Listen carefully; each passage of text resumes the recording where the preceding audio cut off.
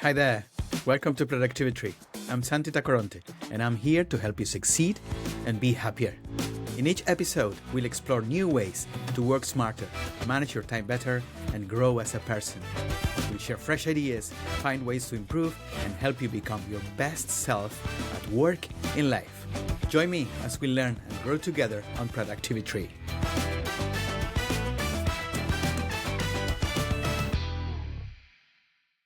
I have assessed over 500 executives on their productivity, and the top 10 all have something in common. They score high across 4 specific vectors: efficiency, effectiveness, ownership, and well-being. When these 4 align, you just don't lead better. You create compounding advantages that separate exceptional leaders from good ones. Take my 5-minute free assessment, and you will see exactly how you compare. Most leaders are shocked by what they discover. Find out where you stand at the link below. Matt O'Neill is a happiness coach whose work has positively impacted the lives of over 100,000 people. He is the author of Good Mood Revolution, Igniting the Power of Conscious Happiness. #1 bestseller in 7 different categories on Amazon with over 140 5-star reviews. Matt shows us how our path to the most positive emotions is through the negative ones. Understanding this, you will see how happiness is your choice, particularly when life gets tough.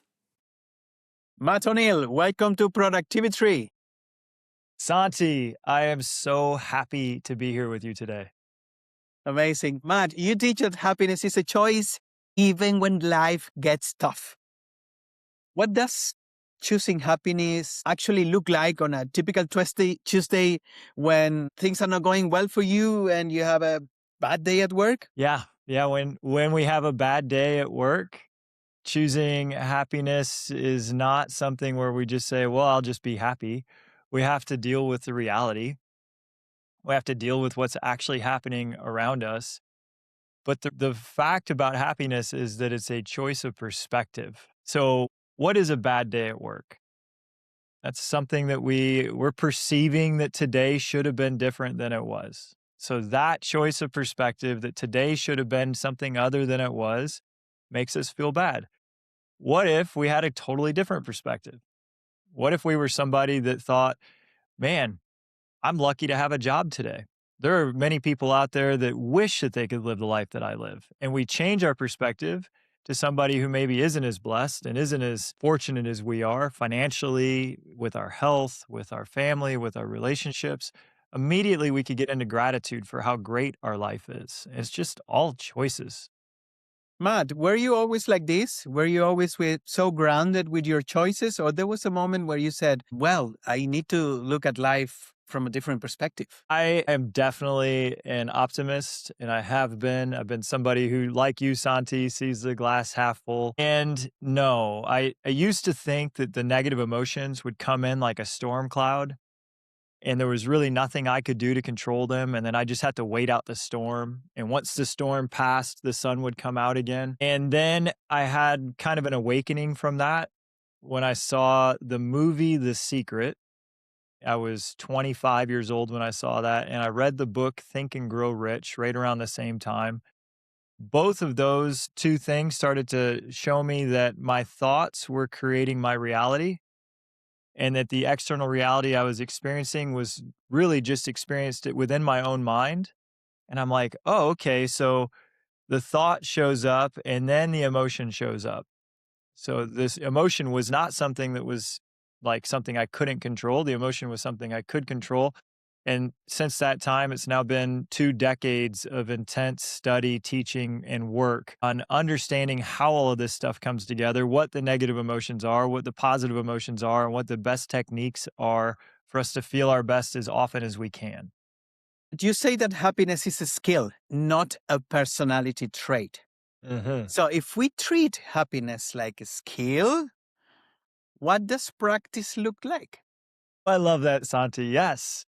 So what's more important than being happy? Everything we do, every single thing we do is to feel as good as we can. So we may not realize it, but all the different activities we're doing throughout the day are really geared towards our future happiness. That's what we're trying to do. But nobody really teaches us how to actually be happy. The first step is awareness. Until we're aware, we're unaware. And this is what I was saying that, okay, the bad moods would roll in. I didn't know that I was controlling them. I really was. But there's nobody else inside of your head that's making you feel the way you feel. You, the person listening to this episode, you are the only one making you feel anything. Has nothing to do with the weather, if you stubbed your toe, if you lost your job, if you got a divorce, if you got an illness. Because in all of these situations, on a rainy day, there's somebody that's dancing in the rain. Somebody that went through a divorce, they're saying that's the best thing that ever happened to me. Somebody who got a diagnosis, eventually, a lot of them say that diagnosis is one of the best things that ever happened to me. It woke me up from the sleepwalk I was doing through life. So no matter what the circumstance is, your choice about how you feel about it is completely up to you, and therefore you control every way that you feel. You often talk about conscious happiness. What's the difference between someone who is unconsciously chasing good feelings and someone is consciously designing their emotional life? Yeah, unconsciously chasing good feelings usually leads us to hedonism, which is the seeking of pleasure. We're going to eat the sweets and the sugary things because that feels good in the moment. Or we're going to take the drugs, we're going to drink the alcohol, or we're going to be lazy. All of these short term choices that we think are going to lead to long term happiness. Another thing we'll do is we'll scroll social media or we'll go and check out and watch a bunch of things on TV. These don't actually lead to happiness. It's like the short-term spike of sugar, the short-term high that we get from the drugs, the short-term break we get from watching social media. All of it actually decreases happiness over time. We get fat, we don't feel confident about ourselves. We have drug addictions, we feel pretty bad about ourselves. We spend all of our time on TV, we don't feel good about ourselves. Social media has proven to make us less happy.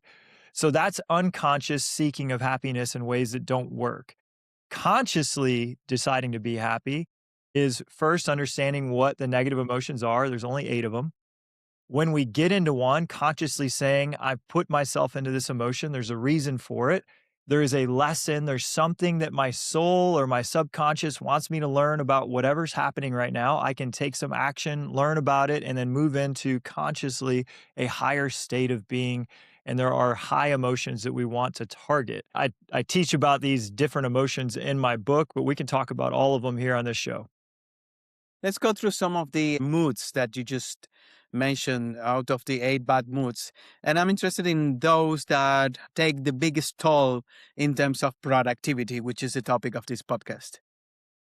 Yes, every negative emotion will have a hindrance to productivity other than one. One can actually help productivity, and that's anger. Anger is a catalyst for change. So, but we don't want to use anger in a way that's directed at other people. If we get angry or we get frustrated or we get annoyed, that could be a really, really powerful thing because now we finally got to the point where we want to do something about it. If we direct that anger towards what could I do?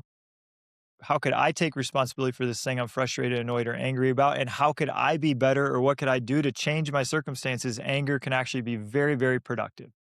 It just is never productive if we point it at somebody else. It won't work. The the most productivity sapping emotion is guilt.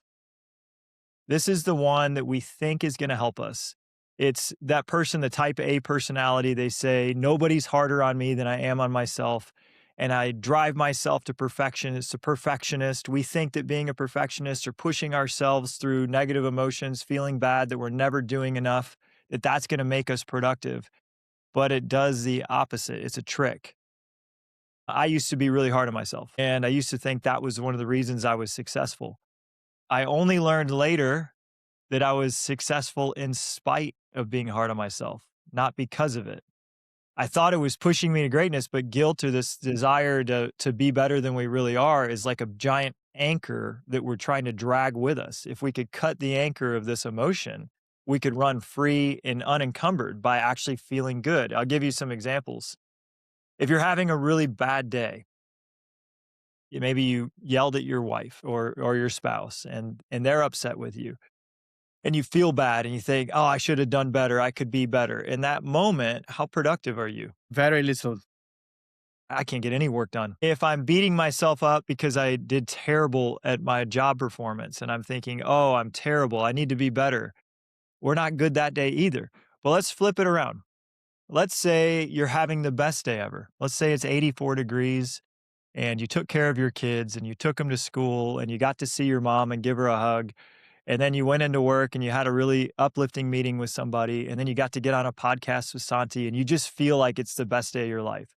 On that day, what can you accomplish? Many things. Your energy is over the top. So when we feel like we're our best, we can perform like we're our best.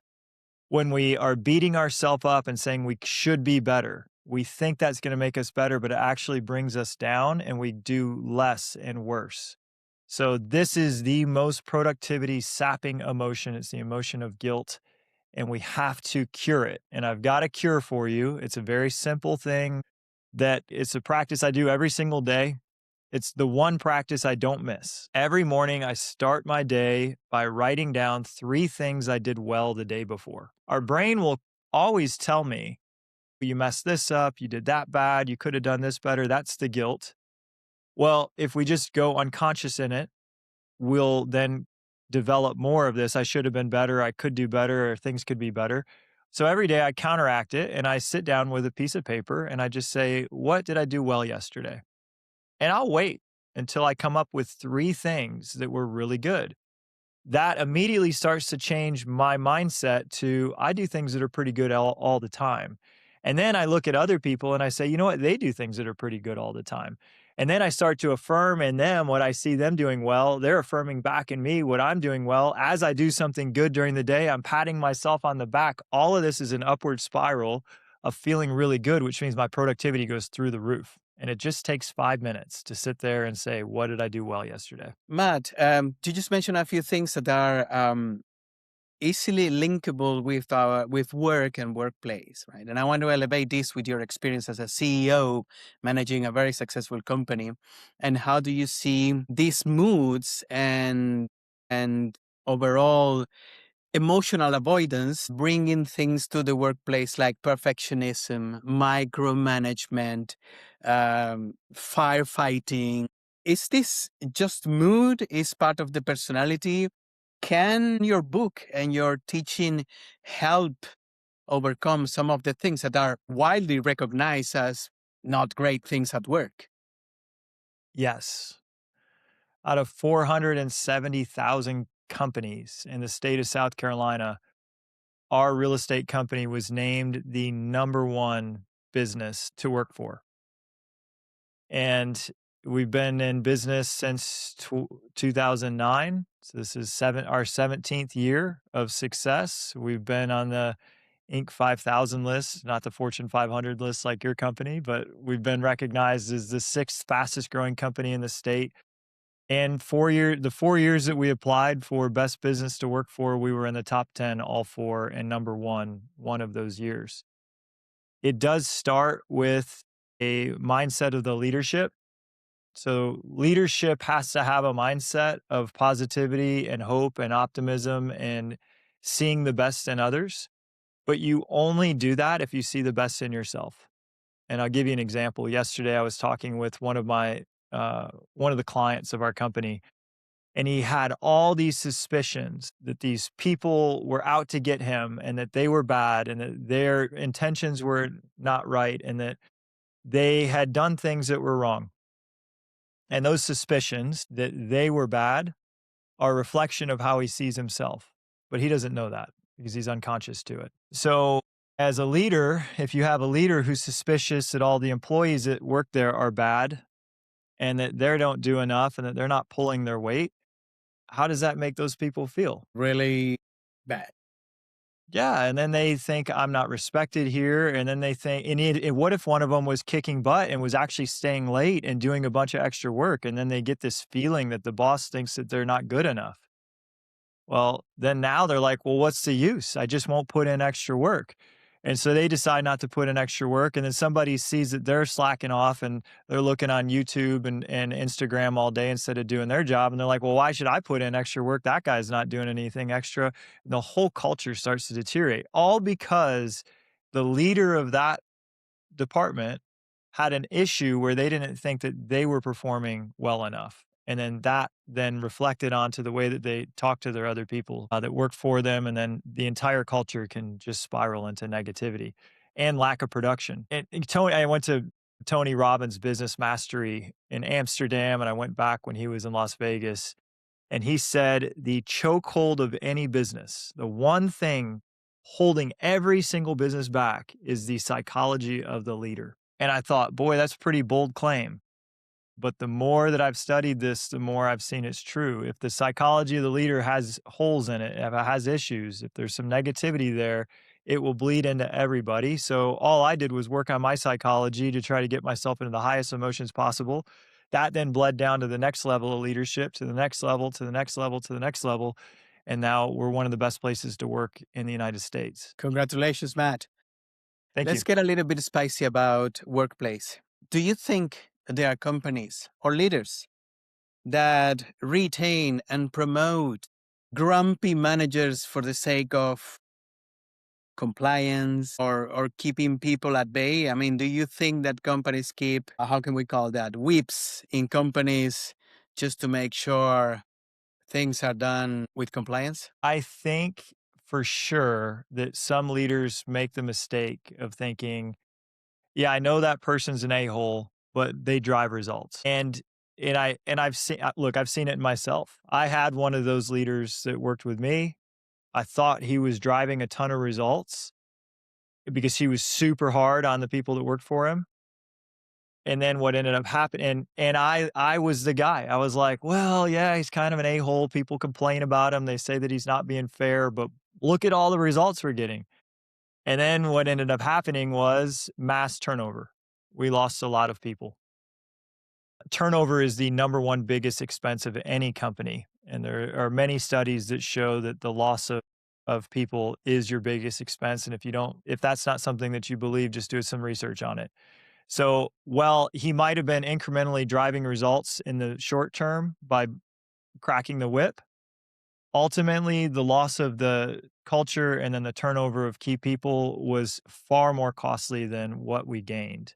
So I've got now people who are very good at compliance. They just do it in a kind way.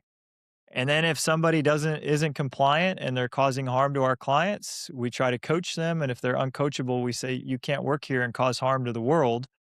That doesn't mean that we don't care about you. It just means that that's not the type of business we run. Matt, if you open the internet or the news today, it tends to be quite negative. Right? Unfortunately, I think that the media and news business has turned into drama as the probably unique way of gathering attention, which is quite sad.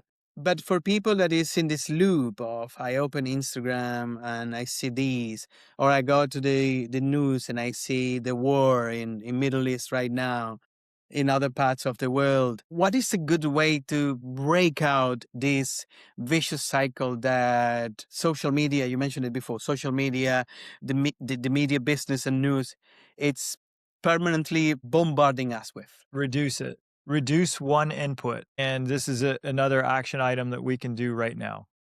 We are overstimulated, we are overserved, and yes, the most addictive news stories are negative, and there's a psychological reason for this. Anything that's going well that isn't going to derail us and harm us, we tend to ignore because it's not harming us, it's not hurting our survival. But anything that could kill us, we get intense emotion on. Anything that could cause massive harm, massive disruption to our life, we have to pay very, very close attention to it because of our survival instinct in us. That is why the news is negative. It's a business, it's a for-profit business, and our attention goes to the acute negative things that could harm us. And any puff stories about how great things are, the puppies that are kissing children and like somebody that did something nice for somebody, we're like, oh, that was nice, but we don't tune in for it because it doesn't affect us. So the news has to be negative, Has to.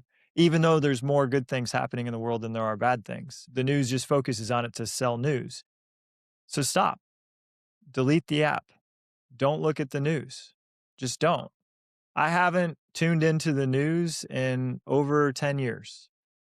And my wife was like, "You're not gonna be informed." And then I came in and the news was on and our 2-year-old is staring at the TV because my wife is like, "Oh, no, it's the morning show. It's actually really positive and uplifting, and it's quadruple homicide reported yesterday, and it's showing dead bodies on the screen," as my 2-year-old's looking. I'm like, "Honey, we can't put this on TV and give these impressions to our kids."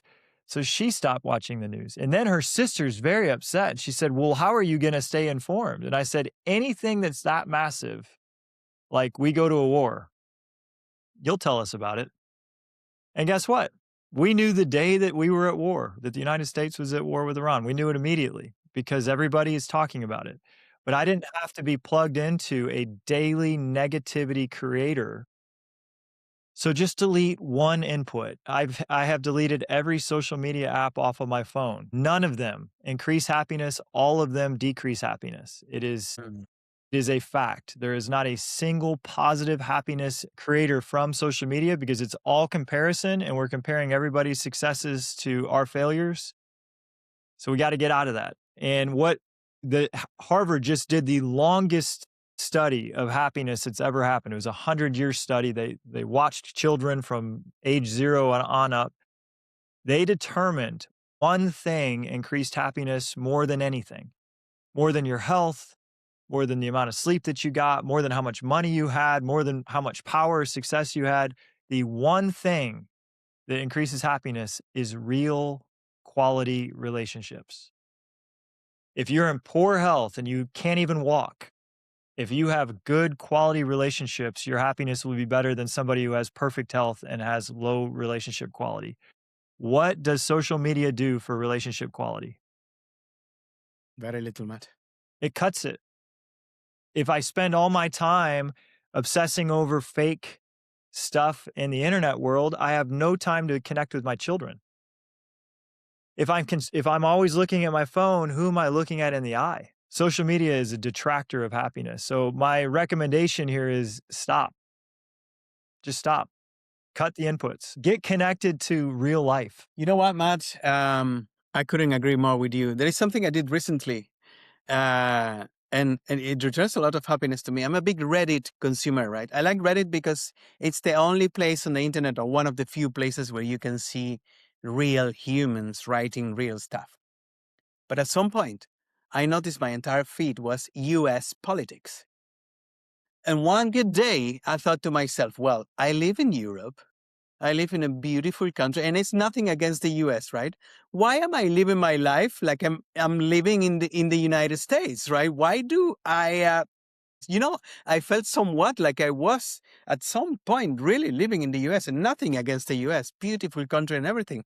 But it was not my reality. I was tainted. I was completely contaminated about what the president said today, what will he say tomorrow, what he tweeted and whatnot. So I deleted all these feeds. I deleted all of the 20, 30, 40 feeds. That was the best thing I have done probably in the last 6 months for my own sanity. Like, I go through memes, I go through other stuff, things that I'm passionate about, food and all these things, and I got rid of all this noise. But thanks, Matt. Congratulations. That was a conscious choice. And we were talking about conscious happiness. You were conscious to this type of feed is making me feel worse. And then you took action. Not controversial question, spicy question. What do you say to people that comes to you and say, like, hey, how can you be happy with everything that's going on in the world? Yesterday was a quadruple murder, you said before, in our state. How can you be so happy? What do you tell to these people? That it's my job and it's your job. There's so many people that have said this exact statement. I think that it was Gandhi. He said, if you want to make the world a better place, look in the mirror. Or that was actually Michael Jackson. He said, look in the mirror and make a change. But happiness starts with us. The improvement of the world starts with us. So when I am a bright light and I have to protect it, I have to protect my light. If I look at there's so many bad things to concentrate on. When I concentrate on all the bad things, then that darkens my light. And then when my light is darkened, I'm so heavy and caught up in everything that's wrong that I don't have the capacity to give energy and positivity and uplift somebody who's also in the darkness. And when our light goes out, we're out of service. So it is our job to protect our light, to protect our joy, to protect the love and compassion and empathy that we have. So when someone else is drowning in the darkness, we can pull them out and then make the world a better place. We cannot do that from negativity. Now, I'm not saying to ignore problems. I'm on the board of Make-A-Wish, South Carolina. These are children that are literally fighting for their lives, that they didn't cause these cancers and brain tumors and things that they're fighting for their life for. You can be involved in causes that matter to you. And I don't go into it with negativity. I go into it with positivity, which is why I love Make-A-Wish, because these kids are having the worst experience. Their parents are having the worst experience. They live in hospitals. And we're saying, what's one thing that would make you really, really happy? It was crazy. The research shows the children that have a wish to look forward to, receive a wish, and then have fond memories of the wish afterwards, have improvement in health beyond the ones that didn't. Matt, role play. You taking over a team, okay? The team is on a very low level of morale, negativity, and it's not going through a good moment. You have 4 weeks to change the mood of that team, to brighten up this team.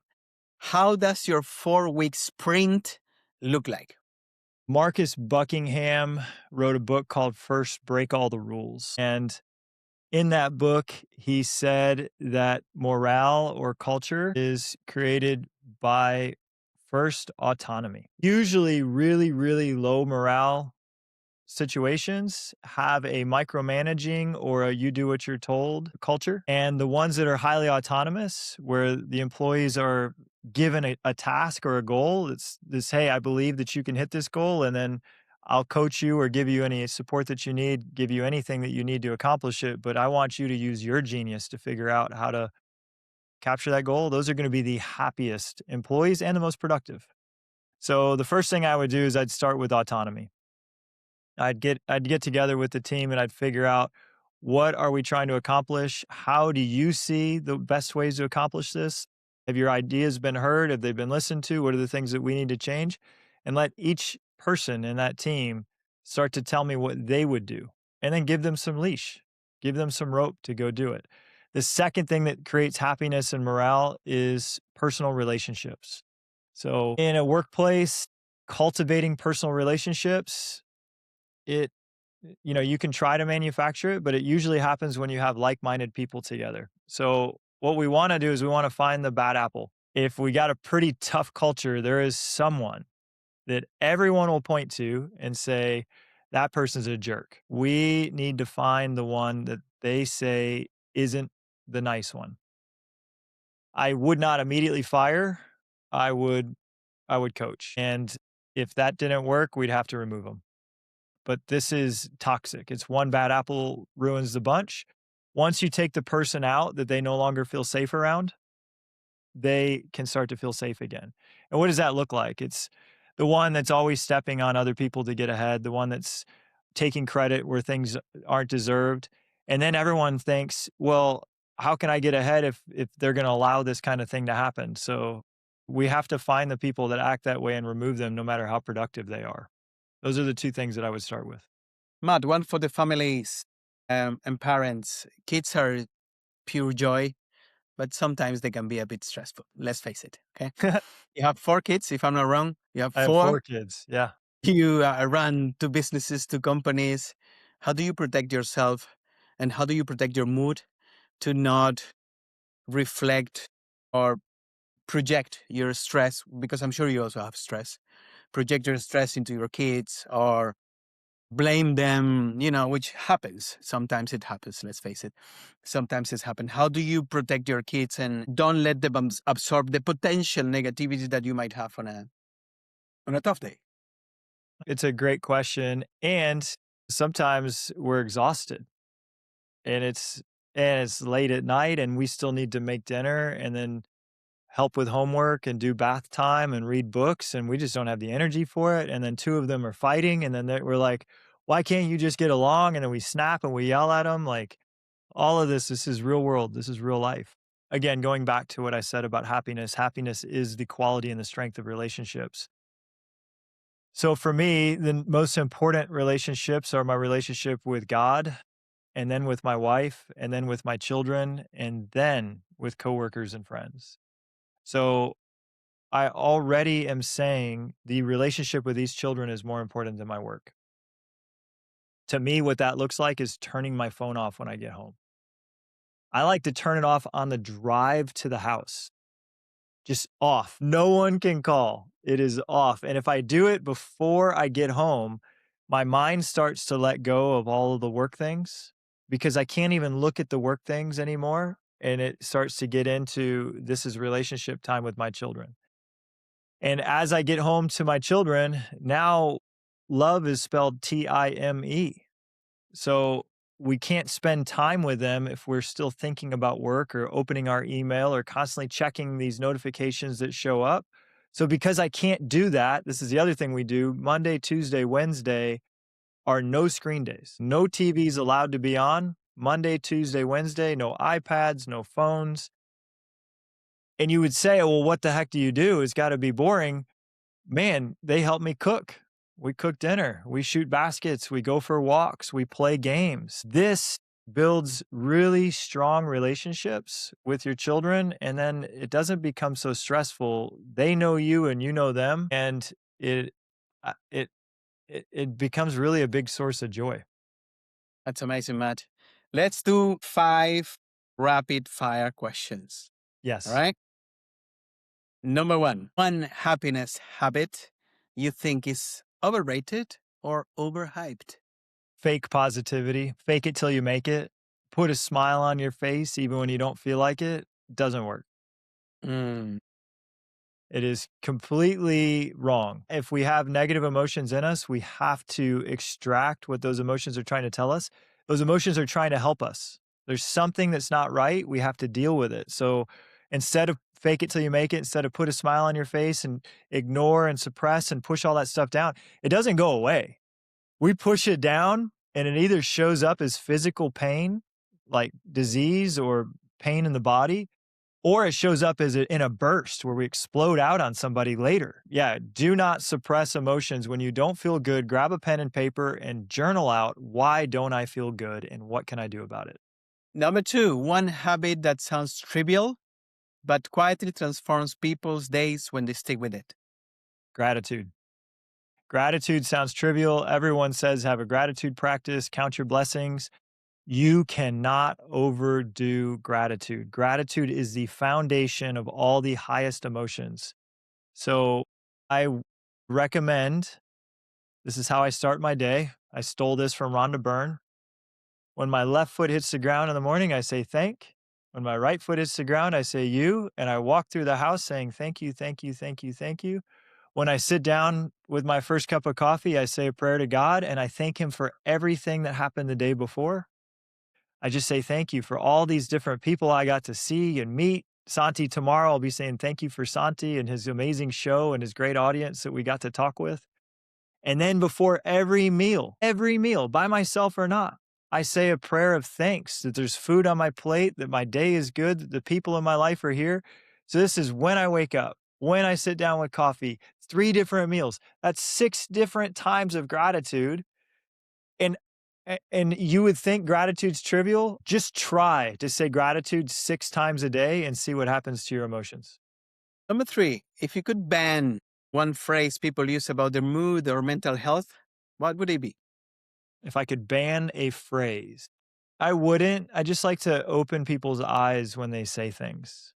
So people, I walked outside the other day. I had an MRI, and we walked outside, and the weather was warm. And I said, "Man, what a great day!" And the guy that did my MRI was like, "Yeah, it's so gloomy." And I wasn't saying what a great way in a trivial way. I actually thought, "Boy, it's nice that it's warm out. It had been cold." I just every word that comes out of your mouth is a portal into the way you're seeing things. So I would want him to open his eyes to the reality that he's seeing the world gloomy when other people could be seeing it as beautiful. 4, what is one belief about work that you had to kill to become happier and a more effective CEO? That money will equal happiness, that success will equal happiness, that significance will equal happiness. I think we all have to follow that thought. It was ingrained in us. It's just, it may be US more so than Europe, but this thought that the successful or the happy are on every car commercial, every watch commercial. It is media. We are brainwashed into thinking that if you get successful, you will live the good life. And once I became very successful, but I didn't have all the happiness. And then I realized, oh, those two things are not synonymous. That in fact, if you all you do is chase success, significance, and power, you don't have time for the relationships that create the happiness. So that's the belief you have to kill, is that the more successful you get, the happier you'll get. You'll get happier as you study happiness techniques, not as you chase success. And number 5, when you're in a bad mood or stressed and you have only 5 minutes before a critical meeting, what is your intervention? What can you do to change your mood? This happens, right? This is real life. You get a pretty stressful meeting, maybe somebody quits, or you get a bad email and you're checking your email and you got some bad news that maybe a deal went sideways, and then we've got to go meet with somebody and be on our A game. So if I have 5 minutes, the motion creates emotion. So the first thing we want to do is we want to make ourselves big and strong. I wouldn't want to continue to cower and get in this small position and with shallow breathing. So you sit up, you try to pull your sternum up just a couple of degrees. This is a confidence pose like Superman would sit. And you take big, deep breaths. And I would breathe for probably 4 of those minutes and just breathe as deep as I could. This is going to pump my body with oxygen, which will change the state of being. It'll change your mind, your brain chemistry. And I'd spend the last minute praying for the best outcome I could have with the next meeting. I'd pray for the people there. I'd say, God, give me the strength to give them what they need, to say what they need to hear, to help them in any way that I'm possible. I will be your instrument in this meeting. And I would go and have the best meeting I could, knowing that I had done everything I can in 5 minutes. After the meeting, I'd need to go deal with the thing that's upsetting me. Let's wrap things up and give one for the listeners. For people that is on this negative thoughts and cycle, the world is too broken to be happy. What is the smallest experiment you want them to do in the next 24 hours to test those beliefs? I don't know that we can change those beliefs in 24 hours. But if we feel pretty negative right now, just know it is the things you're focusing on. There's what we need to do is we need to start focusing on more positive things. So for me, the greatest minds in happiness science and emotional intelligence, they've taken all of their knowledge and they've put it into books and they've made it very organized. So what I would do is I'd go on the internet and I would buy a book from a happiness expert, and then I would commit that I'm going to read it for 10 minutes a day. That one book will give you some things that will shift some of the ways you're thinking, and then you do it again. So it's a 10-minute a day habit for the rest of your life to continue to study how to be the happiest version of you. In 1 year, you'll be happier than you were the year before. In a decade, you'll be happier than anyone you know. In 2 decades, you may be one of the happiest people on the planet. Speaking of happiness and books, how can people find yours and how can they get in touch with you? Yeah, the best place is the book I wrote, Good Mood Revolution, Igniting the Power of Conscious Happiness. It's available everywhere online, bookstores. Amazon is a very good place to go and grab it. Through that book, you can really get connected with my work. I also have a website called mattoneil.com, and that's another way people can reach out. Thank you so much, Matt. It's been an incredible 40 minutes of happiness.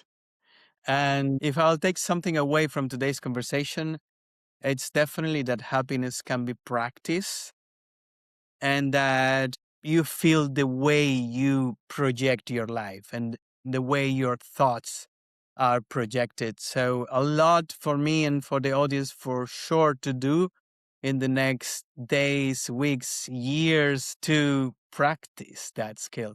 Matt O'Neill, thank you very much for being with us. I have assessed over 500 executives on their productivity, and the top 10 all have something in common. They score high across 4 specific vectors: efficiency, effectiveness, ownership, and well-being. When these 4 align, you just don't lead better. You create compounding advantages that separate exceptional leaders from good ones. Take my 5-minute free assessment, and you will see exactly how you compare. Most leaders are shocked by what they discover. Find out where you stand at the link below. Thanks for listening to Productivi-Tree. I hope you found something useful in today's episode. If you did, and it helps improve your life even a tiny bit, that'll make me really happy. Remember, you can find Productivi-Tree on all major podcast platforms like Spotify, Apple Podcasts, and Google Podcasts. If you enjoyed the show, why not share it with a friend who might also find it helpful? Until next time, and keep growing and stay productive.